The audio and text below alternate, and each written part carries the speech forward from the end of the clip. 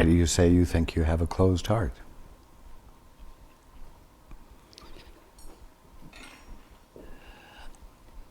I wasn't able to be with him in the way that I even planned to be with him. I wasn't able to give love in the way I would like to have given love. I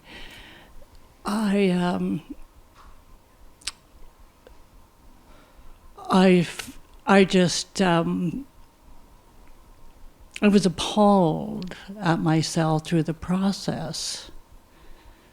And, and I've been aware over the years that, it's like I love those people who can cry when, something to cry about happens, and the beauty of even crying for joy or whatever. It's like it just hasn't been in me, and I want it.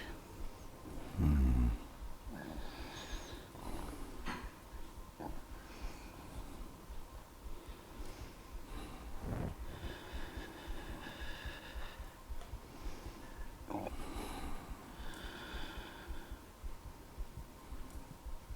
Will you pass the microphone to Peter, please? Peter, what was your experience of her at this time? She sat there and witnessed for me at the highest level. I just felt her love tremendously. I got it then, I get it all the time. She loves my socks off, She doesn't think she does, but, my experience is there's not a more loving person in the world than my wife, Rosemary. If you'll pass the microphone back to her.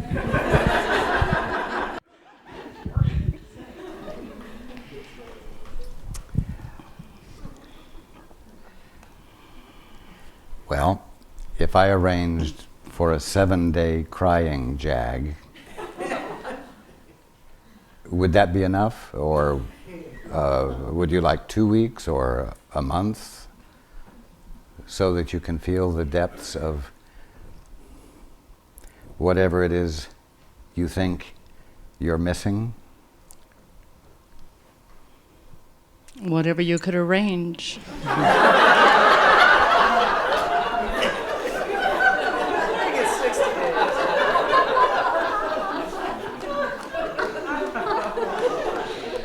What about a year of crying at the littlest things?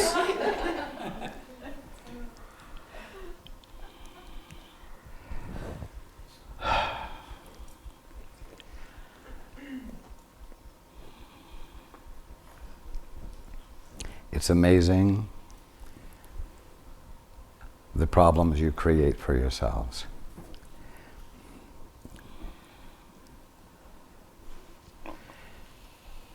I haven't asked Peter, but I know he doesn't want a weepy woman in his life. It will not be the sign of love. It will be an absolute drag.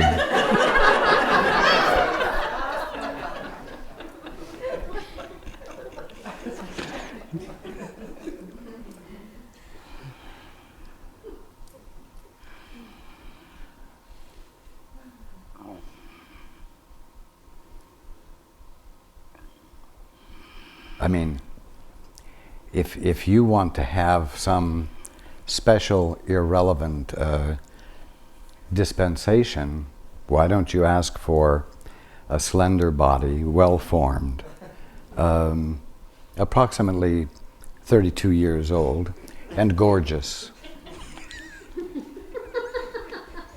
For Peter?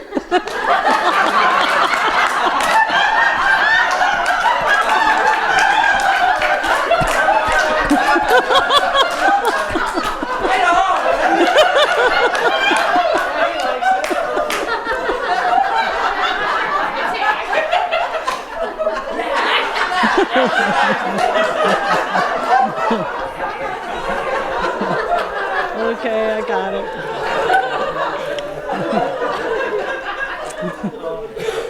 Well, at least your sense of humor is intact. No, for yourself. No.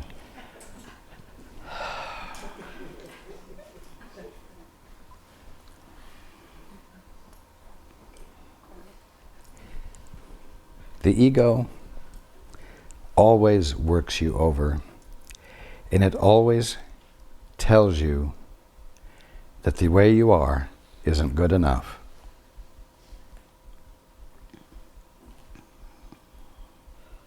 That in fact the way you are falls short.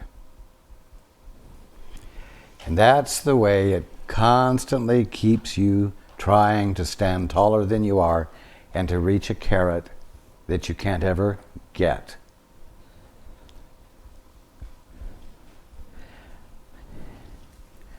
Now I have no pity for your incapacity to be a weepy expresser of love, or to be any different than you are.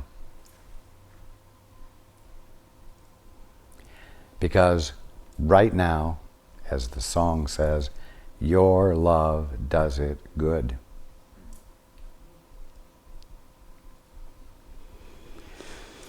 Now, when the ego dangles this bait in front of you, recognize that it's bait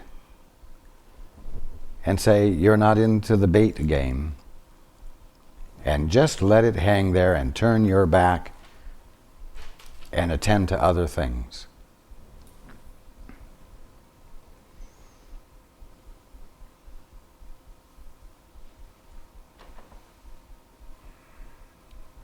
Weepy, soul-filled women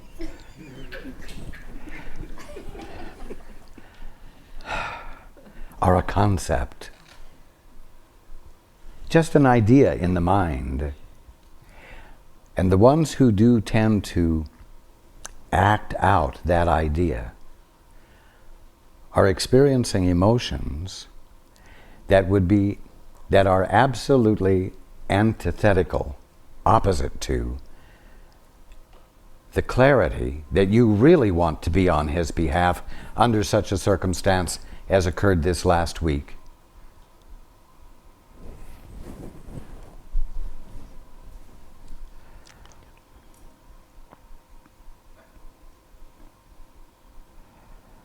You were an inspiration to him.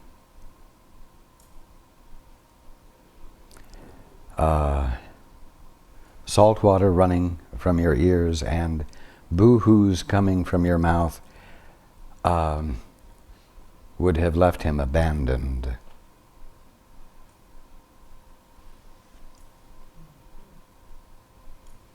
Because you would be caught up in the drama, the ultra-feminine drama of being nothing more than a bag of emotions.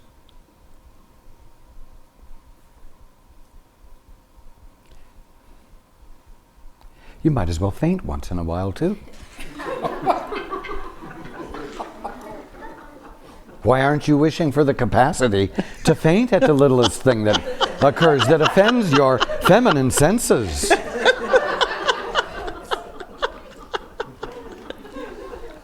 I got it. Thank you. Okay.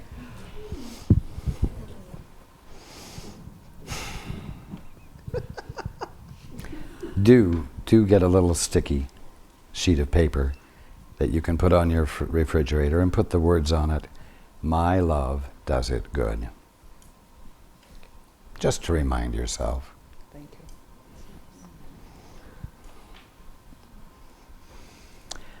And stop wanting to be a kind of woman Peter couldn't stand.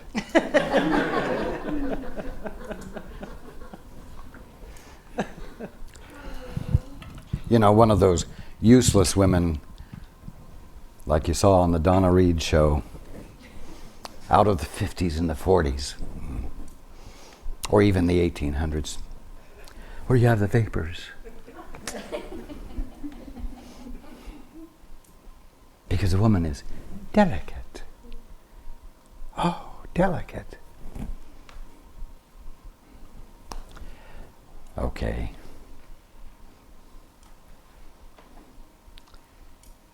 You do know how to be love, especially in what is an apparent crisis. And you don't want to dilute that with some airy-fairy concept of femininity. I know you thought you were talking about something deep, deeply feminine.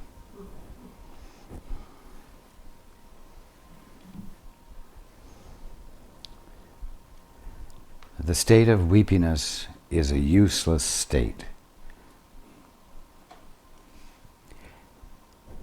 And you would not have had to give to Peter what Peter needed if you had the miracle of being able to enjoy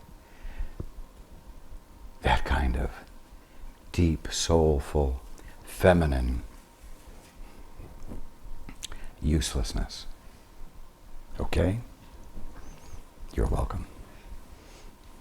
Hands.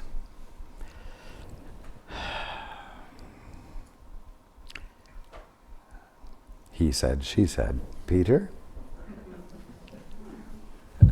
Thank you, Raj. So, okay, I had a heart attack 2 weeks ago, and I was in the hospital in emergency.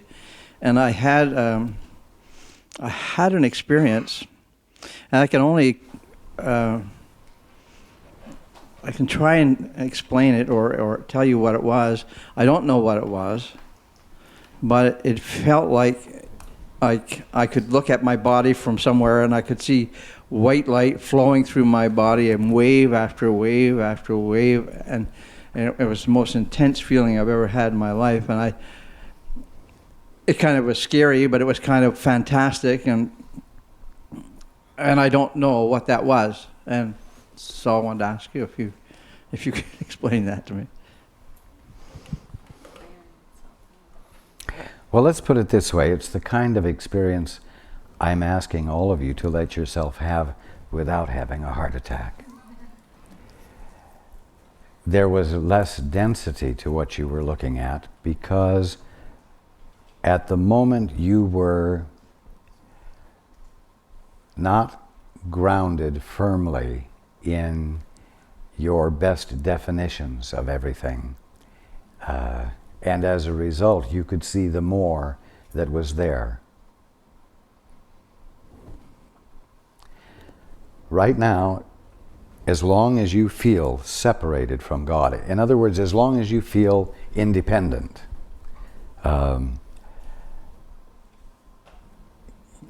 you cannot avoid being in fear because it's an unnatural state of being, even though you've become accustomed to it. In the state of fear, you immediately bring into play defense. And you bring it into play by tightening up. Literally, you tighten up the molecules of what is an energy body. And in densifying their structure, you block their light. But every single one of you has a body of light. That's the only body you have. That is what body is, a body of light. It has shape, it has form, it has meaning, and the energy of that light is love. Now, you simply, in a less grounded state, less grounded in your very firm definitions, because what was happening was shaking you up, you experienced more of the light that is present to be discerned. There would be no need for artificial light in this room if you were not in a defended state, and the illumination of your bodies would flood this room. Of course, in that state of mind where you could see it, you would also find that the walls, the energy of the walls is the energy of love and the energy of light. And that absolutely everything, all of creation, is light.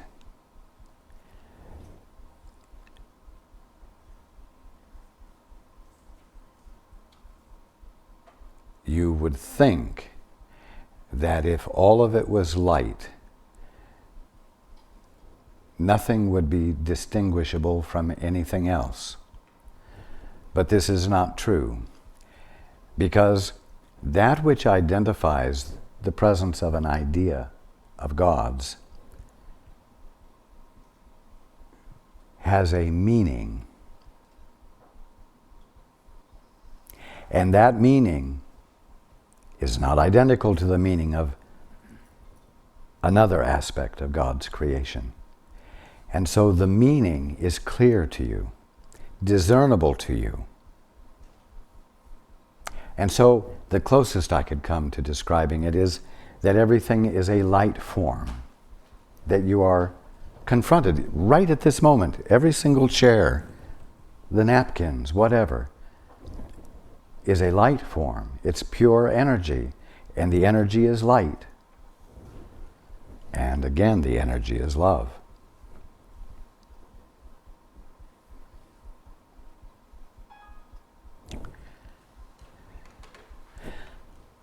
So you are able to distinguish the meaning expressed by this particular idea of God's and that particular idea of God's. And you are an idea of God, in which is embodied all that God is.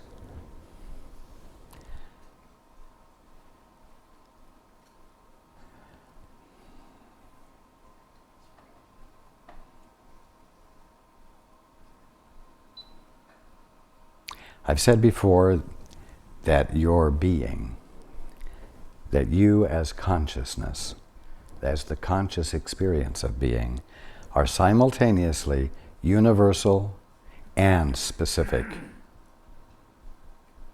You are specifically identified, and yet what you are is infinite and embraces all of creation. And so you have the capacity to experience creation from the infinite view or the specific view. And you were less confined to the specific view when you were having this experience. So you seemed to be experiencing it, let us say, as an out-of-body experience. So that's what happened. And I'm telling you, and I'm telling everyone else, that you have the capacity to experience it without going through a health crisis. And that's what I'm encouraging all of you to be curious, to observe and experience all day long, every day.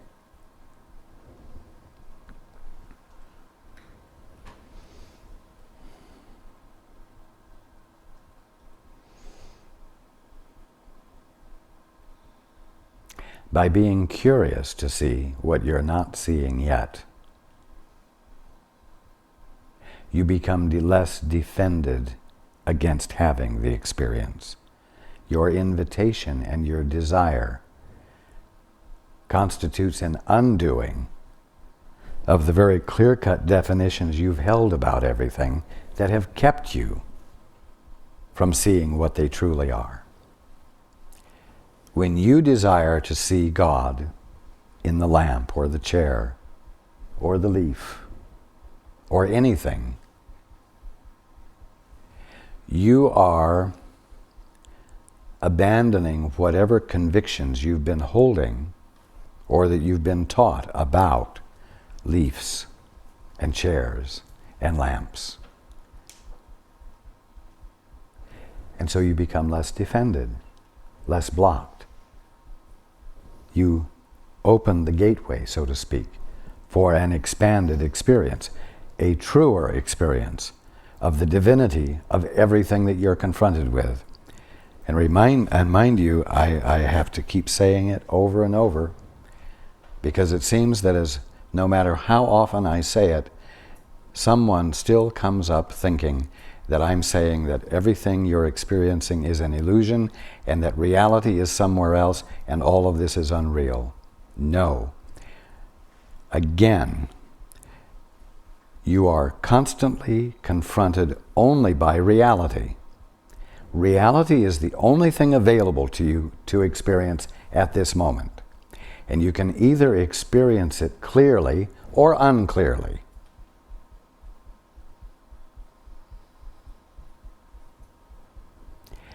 And so it's this world and this leaf and this glass and this hair and your hair and the cloth your shirts are made out of. It's these things that you need to look at with curiosity, because it's some aspect of the kingdom of heaven.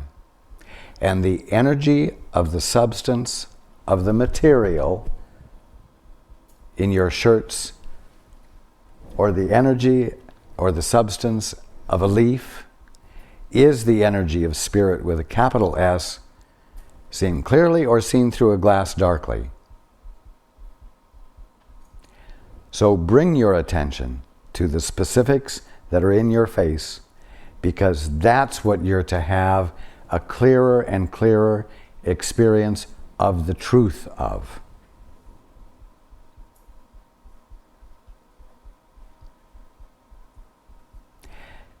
If you don't get this, and you think the kingdom of heaven and reality is somewhere else, and that you are in some completely separate unreality that you've concocted for yourselves, then you will not look for God where God is to be found. You will constantly be denying reality, because you'll be saying it's an illusion and it's meaningless, and this is not where you're to bring your attentiveness, because you don't want to increase the illusion by giving your attention to it. Do you see? This is a mistake. Again, we're black and white. This works, this doesn't work.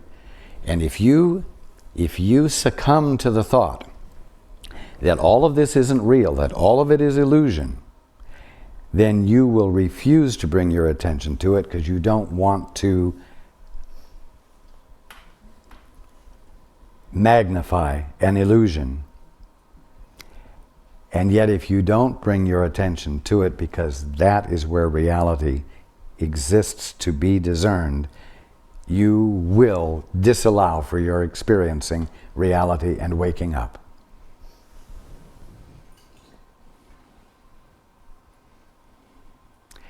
You're smack dab in the middle of the kingdom of heaven.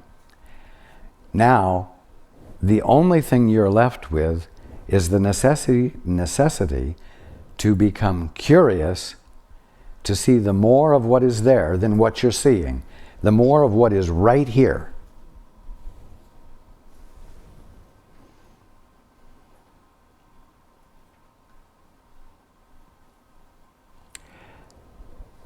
You just can't manage to create a place to be where there is no God to recognize and glorify.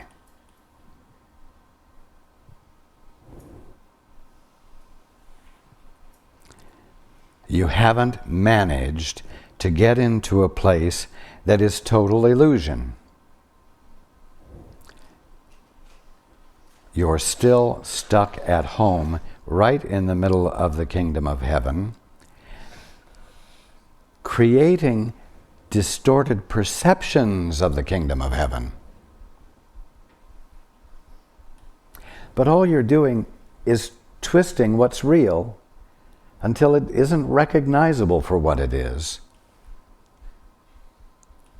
And the moment you let go of it and stop applying a personal creative bias to it, it will snap back on its own into its original state so that you can apprehend it for what it is. your fear, your constant striving to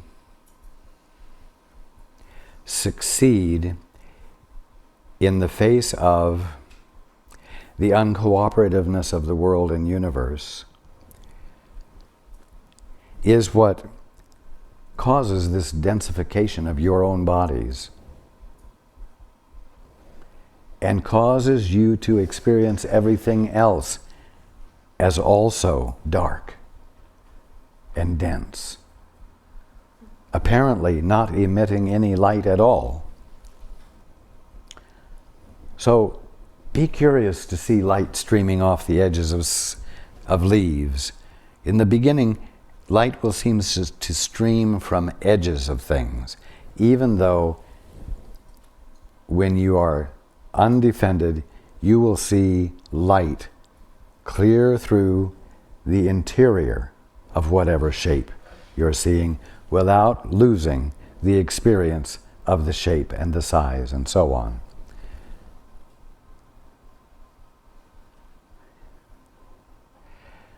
You know, the thought is, the earth has been explored, now all we can do is explore outer space.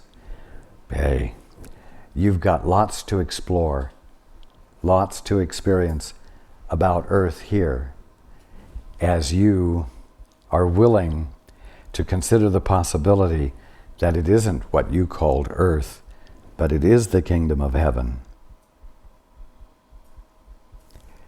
And all of what it truly is available to you to experience right now. If you'll be willing to be a little bit less afraid and a little bit less defended.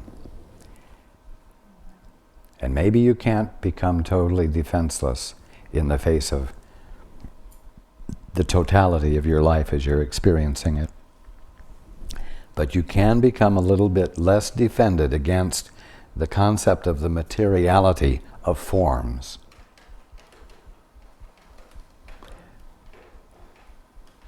And invite an influx of the experience of its divinity, which you've been told is there to be discerned. And at least in that aspect, by virtue of your invitation, you become less fearful and less defended.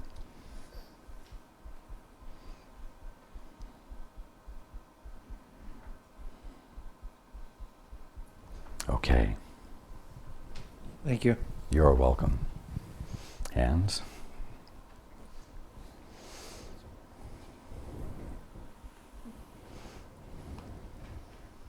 Right here.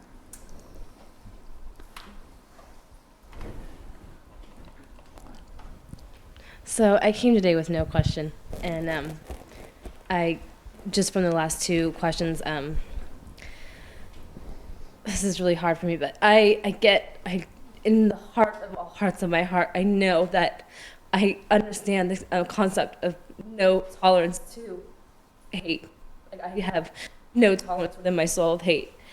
And then you start talking now about, and I know what it feels like to walk in nothingness and to have my thoughts in my heart be God's heart, and to have to question everything. Is this God's thought? And have God be who I am, to have Him transform me.